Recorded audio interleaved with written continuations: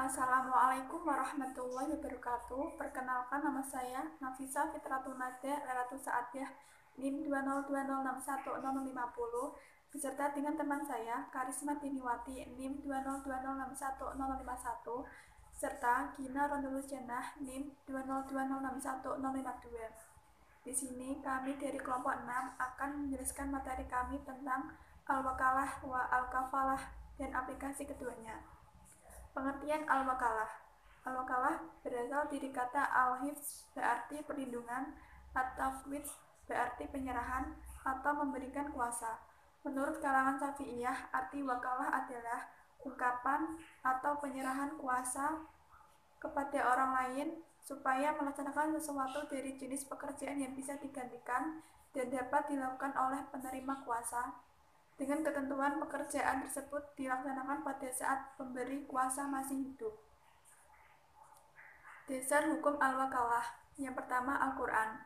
Terdapat dalam surat Al-Kahfi ayat 19 yang artinya, dan demikianlah kami bangunkan mereka agar mereka saling bertanya di antara mereka sendiri.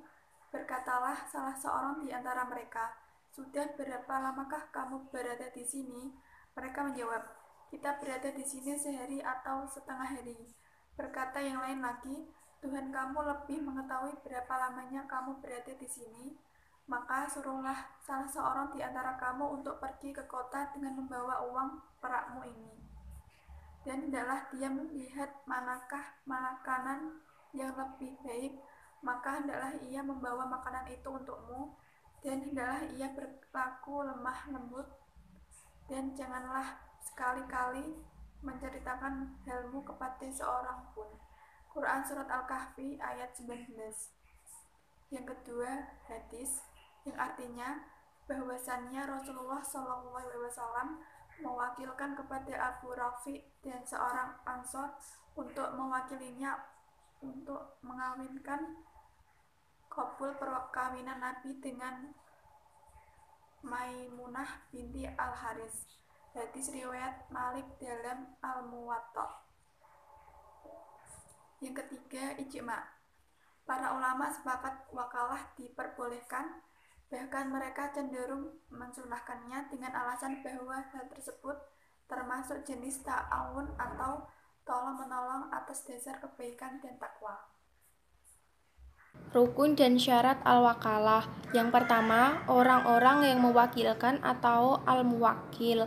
A. Seseorang yang mewakilkan pemberi kuasa diisyaratkan memiliki hak untuk bertasyaruf atau pengelolaan pada bidang-bidang yang didelegasikannya.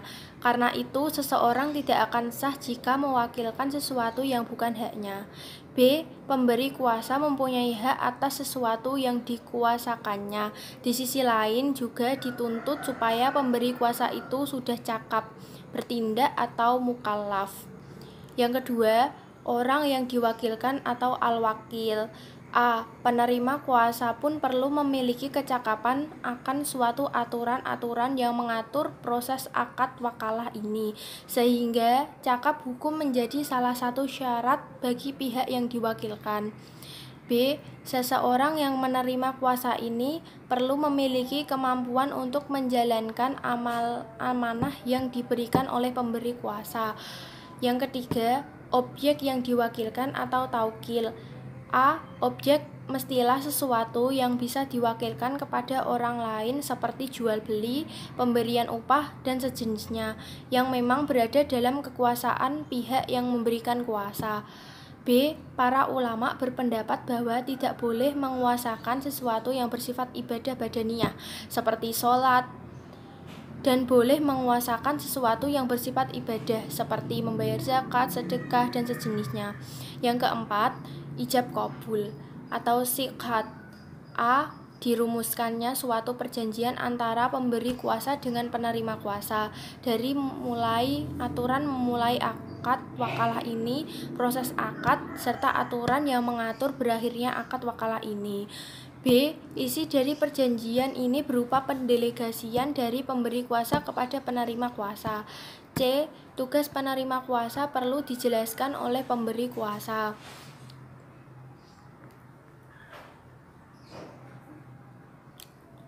Pengaplikasian al-wakalah. Selain beberapa hal di atas, akad wakalah juga digunakan perbankan untuk transaksi sebagai berikut: transfer uang, clearing, RTGS, inkaso, pembayaran gaji, kartu kredit, transaksi sertifikat bernilai atau aurak ma'aliyah seperti saham, obligasi, sukuk, dan lain-lain, di mana bank menjadi perantara.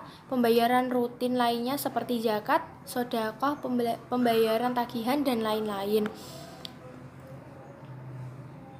Pengertian al-kafalah. Al-kafalah menurut bahasa berarti ad-daman atau jaminan, hamalah atau beban, dan za'amah atau tanggungan.